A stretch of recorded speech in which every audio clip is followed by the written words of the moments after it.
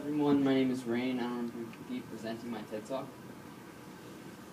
The other day, I looked out my window and I saw a young girl, maybe 4 or 5, just sitting in the grass looking up at the sky.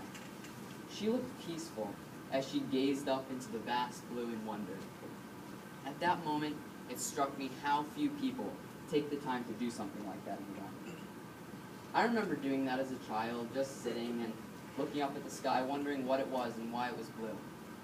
At the age of 4, I thought the sky was blue because it was a giant ocean where all the angels got to sail around on pirate ships looking for buried treasure. I could almost make out the flags rippling in the wind, and I could almost hear the cries of land ho. At the age of 6, I thought the sky was blue because it was a giant blue wave coming toward me. One afternoon, I ran outside and I grabbed my boogie board, and I thought I was going to have the ride of my life, but sadly, it never came. At the age of 7, I thought I'd figured it out. I thought the sky was blue because it was a giant blue blanket that covered the entire world and kept us all warm and cozy. I had a very vivid imagination as a child. But now that I'm in high school, I've learned that the sky is blue because of light rays and pigments, and well, that's just the way it is. But sometimes, once in a while, I like to believe that the sky is an ocean filled with pirates. Even though these small moments, these quiet moments, may seem insignificant, they are in fact some of our most important moments. As Robert Brault said, enjoy the little things in life, for one day you may look back and realize that they were the big things. As I look back on my childhood, on the lazy Sunday afternoons, sitting in a tree, of the adventures I had with my friends, I come to realize those moments were the moments that in fact shaped me into the person that I am today. Those moments of happiness, innocence, peace, vulnerability are the moments in which we are most human. When we are relaxed, sleeping on a tree branch, we are most human. When we take the time to lay back and look up at the clouds, we are most human. When we take the time out of our day to just sit and admire, we are most human. Many times in my life, I've laid back and thought about everything and nothing at the same time. I've allowed my mind to run free, to dance through my thoughts, to dive deep into one single question. For when we take the time to sit, to remove ourselves from distraction, to just sit and think, we are human. Some of my deepest thoughts about life, about the world, about happiness, came from just sitting and thinking, without doing, without activity, just silence. I used to sit and think all the time, but in the past 2 years of high school, I haven't really found the time to do so. It seems that for many of my fellow students, and even for most of the adults I know, we're so busy doing everything at once that we can't possibly find the time to just sit and be.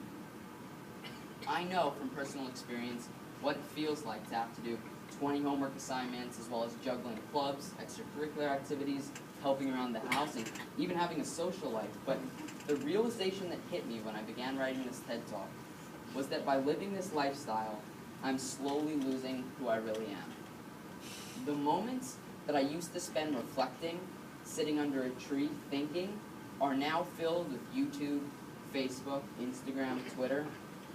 I'm not thinking, I'm not reflecting, I'm not looking for the pirate ships or the treasure.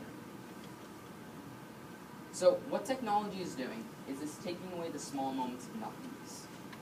Look up when you're at the bus stop, and you'll see all of the people just sitting and looking at their phones. Look around to see if anyone else is just sitting and admiring the world. Look up when you're at the line at Starbucks, and you'll see all the busy people rushing to and fro, all while talking into a cell phone or into a Bluetooth. Technology is robbing us of the moments where we are quiet, the moments where we wait, the moments where we're creative, the moments where we have an idea or a brainstorm. Even as I write this TED Talk, my phone buzzes with a text from a friend asking if I want to play a video game called Minecraft. Even as I write this, Facebook notifies me that someone has sent me a friend request. I get so distracted looking at that notification that I don't hear the birds chirping outside my window, that I don't hear the trees swaying in the wind, that I don't hear the cries of land ho. The reason the quiet moments are most important is because it allows us time to self-reflect. The reason humanity has become so powerful, so strong, has grown so quickly, and created so many amazing things is because we take the time to reflect. We're the only species on the planet that does this.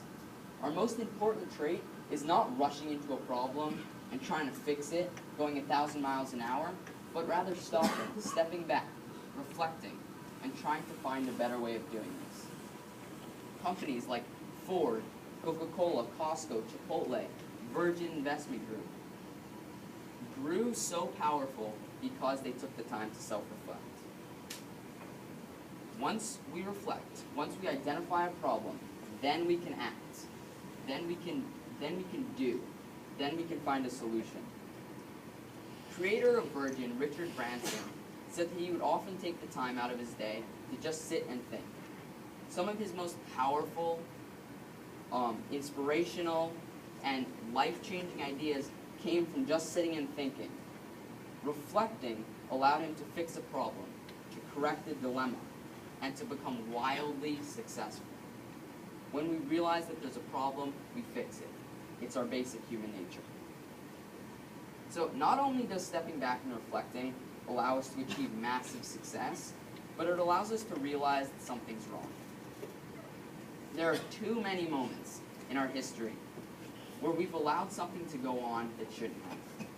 Even today, in our modern world, things like rape, slavery, racism, violence, destruction, war, poverty, they all still exist. And we often don't really do anything about those things because we don't get a chance to think about them deeply. Now, we acknowledge their existence, but that's about it. We don't truly understand the suffering that's happening. When we really think deeply about something, when we really realize that there's a problem, when we connect to it, we are driven to make a solution. We are driven to make a difference. We are driven to make a change. In order to advance, we need to stop and reflect. We need to throw aside our distractions. We need to step away from our monitors and our iPhone screens. We need to look for the pirate ships. We need to live in the world around us. We need to break free from the bonds of technology so that we can truly be human. Being human is given, but keeping our humanity is a choice. Thank you.